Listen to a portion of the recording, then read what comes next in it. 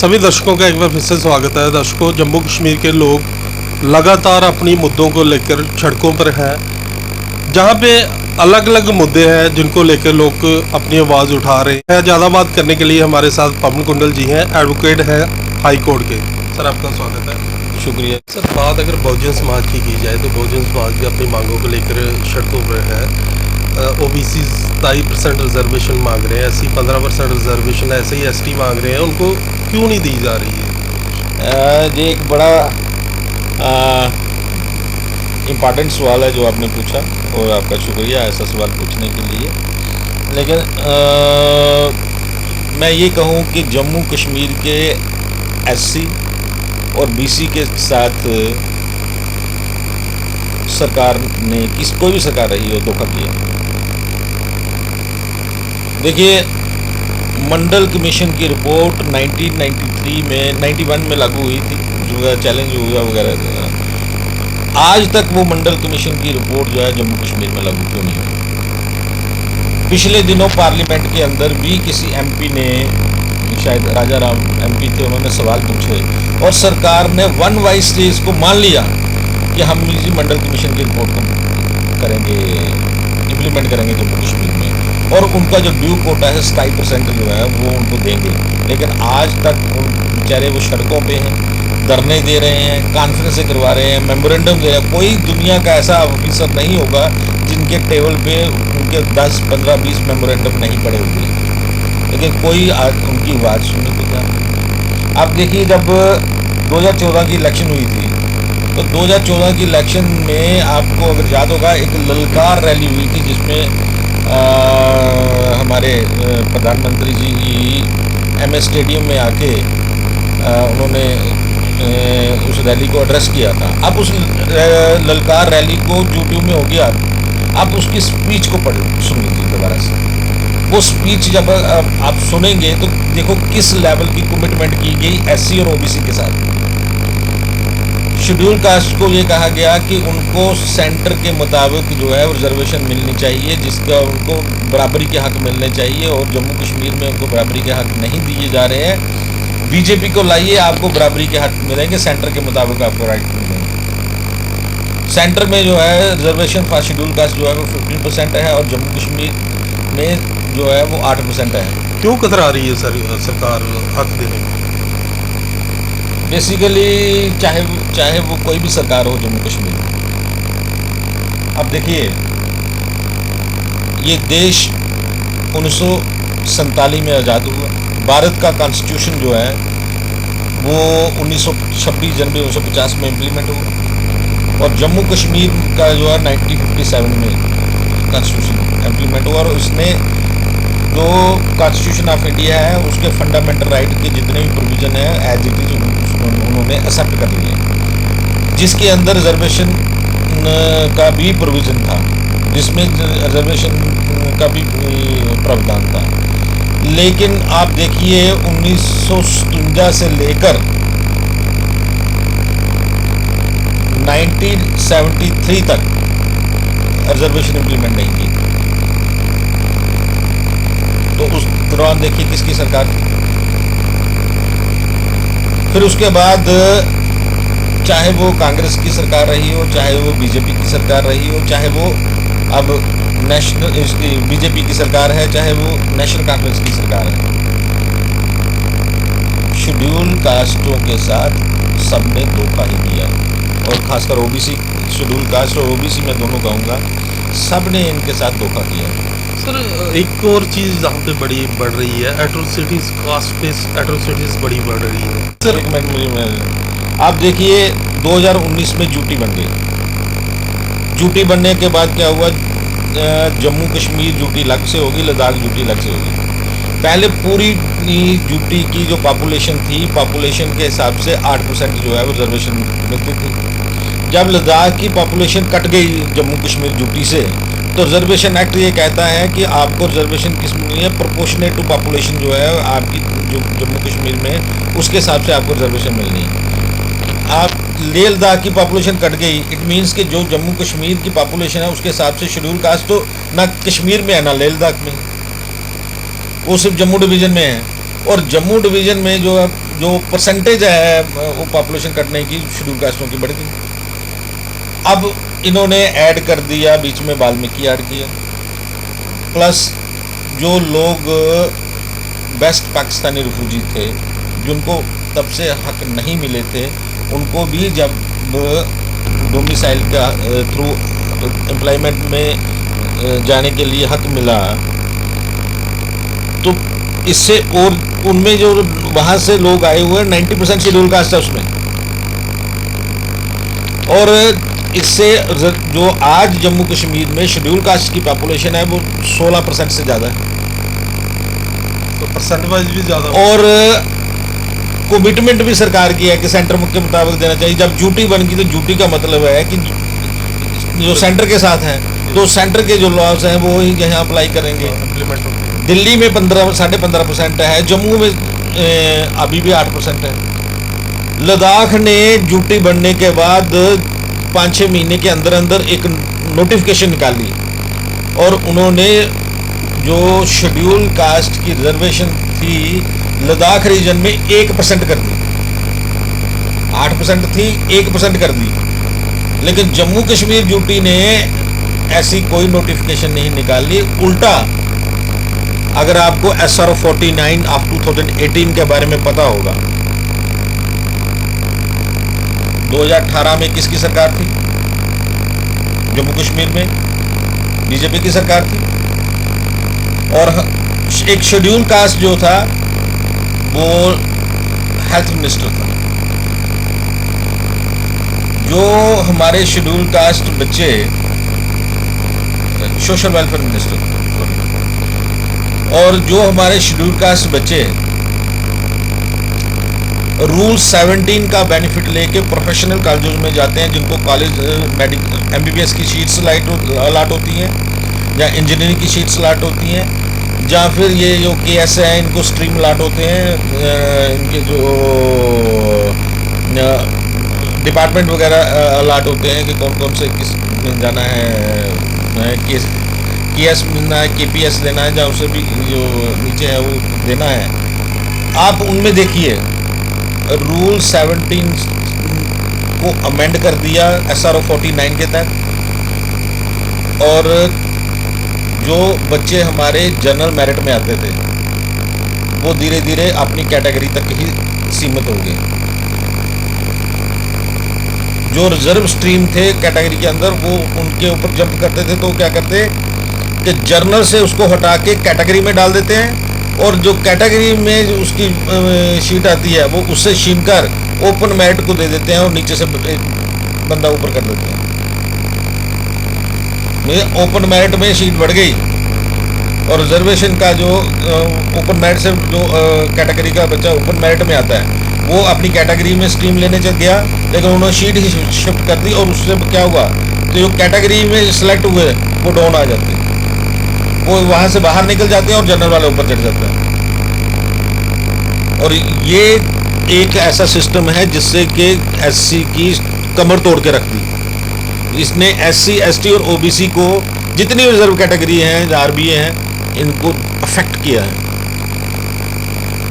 और आज देखो, आप अखबारों में देख दो, मैं कोई राजनेता नहीं हूँ, मैं कानून की बात करता हूँ। कानून की बात में जिससे समाज को नुकसान हो रहा है मैं उसकी बात कर रहा हूँ। मैं किसी भी पॉलिटिकल पार्टी में नहीं, ना ही मेरा कोई पॉलिटिक्स के साथ कोई लेना देना है, लेकिन मैं एक कानूनी बात कर रहा हूँ जिससे कि आज की डेट में जो समाज के अंदर हो रहा है, और जो SC और OBC के साथ बड़े पैमाने पे धोखा हुआ इन सरकारों का, ने धोखा दिया, और कमिटमेंट है कि आप ड्यूटी बनने के बाद की जो अखबारें हैं वो आप नोट कीजिए, देखिए उन अखबारों को उठा के देखिए क्या क्या कमिटमेंट की गई थी ड्यूटी बनाने के लिए, कि SC ST के लोगों ने ओपनली सपोर्ट किया ड्यूटी बनने के लिए, इसी प्रॉमिस के बेस पे कि उनको सेंटर के मुताबिक हक मिलेंगे। OBC ने इसलिए सपोर्ट किया कि उनको भी सेंटर के मुताबिक हक मिलेंगे और उनकी मंडल कमीशन की रिपोर्ट 27% लागू होगी। क्या हुआ, आज 2019 में ड्यूटी बनी, आज हम 23 में हैं, 5 साल हो गए।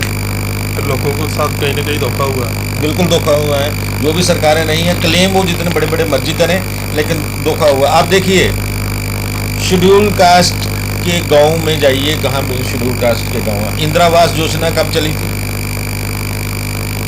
अब देखिए कि गांव में जाके देखिए कि जो शेड्यूल कास्ट लोग हैं उनका लिविंग स्टैंडर्ड क्या है। एक स्पेशल कंपोनेंट प्लान आता था फॉर शेड्यूल कास्ट,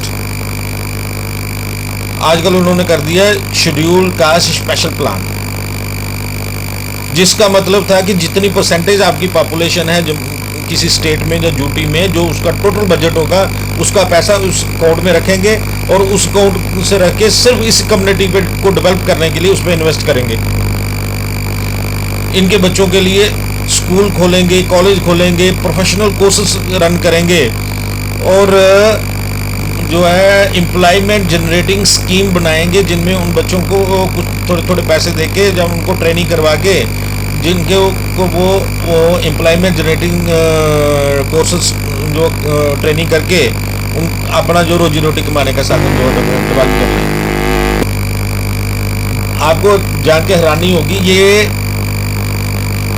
जो प्लान था ये 1976 में शुरू हुआ था इंदिरा गांधी के टाइम, और आज तक जिस अकाउंट में उस पैसे को रखना है वो अकाउंट ही नहीं खुला है।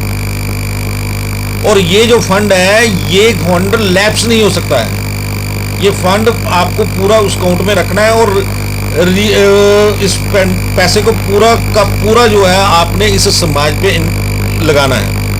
सर, बात अगर एट्रोसिटीज़ की करें तो काफ़ी ज़्यादा बढ़ी हैं। अब तो सीनियर आईएएस ऑफिसर ने भी बोला है कि उनके साथ जाती हो रही है, उस पर आप क्या देखो, यूटी बनने के बाद कहीं ना कहीं जम्मू कश्मीर के शेड्यूल कास्टों पे अटैक जो हैं वो बढ़े, और जम्मू कश्मीर के जो पहले एक जहाँ माहौल डेवलप हुआ था कि हमें लगता नहीं था कि जम्मू कश्मीर में कोई एट्रोसिटी नाम की कोई चीज़ है, जहाँ जम्मू में हम सब मिलजुल के रहते थे, कोई ये ऐसा जहाँ डिस्क्रिमिनेशन वाली बात नहीं थी। लेकिन यूटी बनने के बाद जो हमारे बहुत से ऐसे इंसिडेंट हुए हैं, खासकर आपको फिंगर्स पे गिरा सकता हूँ कितने हैं, ऑलमोस्ट आपको पता है कि जो भी एट्रोसिटी के केसेस होते हैं उनमें 90% केसेस में मेरे से या तो राय ली जाती है, या मेरे को अप्रोच किया जाता है, या वो मेरे हाथ से निकलते हैं वो केस। 3-4 प्रोग्राम चल रहे हैं। एक तो जो शेड्यूल कास्टों के पास ज़मीन है वो धीरे धीरे एक ऑर्गेनाइज्ड तरीके से उनसे ज़मीन जो है, चाहे गुंडागर्दी करके चाहे किसी भी तरीके से उनसे जो है आज धीरे धीरे ज़मीन छीनी जा रही है। शेड्यूल कास्टों के बड़े ज़्यादा संगठन बड़े हैं, जब ऐसे इंसिडेंट होते हैं फिर वो सामने क्यों नहीं आते? मैं उस पर भी बात करूँगा। और अब पिछले दिनों आपने अखनूर में एक इंसिडेंट देखा कि उनका घर ही तोड़ दिया, जला दिया घर। मढ़ में देखा घर जला दिया, शेड्यूल कास्टों का घर जला दिया कि कोई उसमें उनकी आपस में कोई सोशल प्रॉब्लम थी और सोशल प्रॉब्लम की वजह से उनका घर ही जला दिया। और कहीं ना कहीं लगता है कि इसके पीछे कुछ लोग हैं जो कि इस चीज़ पे काम कर रहे हैं कि किस तरीके से शेड्यूल कास्टों को डराया जाए, धमकाया जाए और उनको और पीछे रखा जाए। जबकि जम्मू कश्मीर में सेकंड हाईएस्ट पॉपुलेशन जो है वो शेड्यूल कास्टों की, और जम्मू डिवीज़न में जो है वो जो पॉपुलेशन है वो शेड्यूल कास्टों की। लेकिन गवर्नमेंट ने तो इन सब चीज़ों को रोकने के लिए SC/ST एट्रोसिटी एक्ट भी लागू किया है, क्या वो सही से इम्प्लीमेंट नहीं होता? आप देखिए, मेरा तो पर्सनल एक्सपीरियंस है, मैं फिंगर्स पे आपको बता देता हूँ। लोग मेरे पास ऐसे आते हैं कि एप्लीकेशन देते हैं SHO को, वो कहता है इसमें SC/ST एक्ट हटा दीजिए नहीं तो मैं FIR नहीं लगाऊंगा।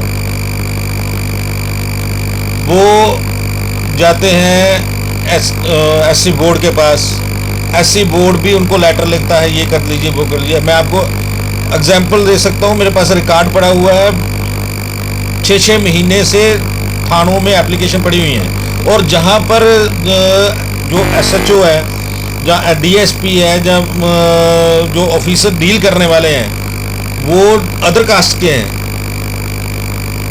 वो FIR ही नहीं लगाते। ऐसे मामलों में क्या करना चाहिए?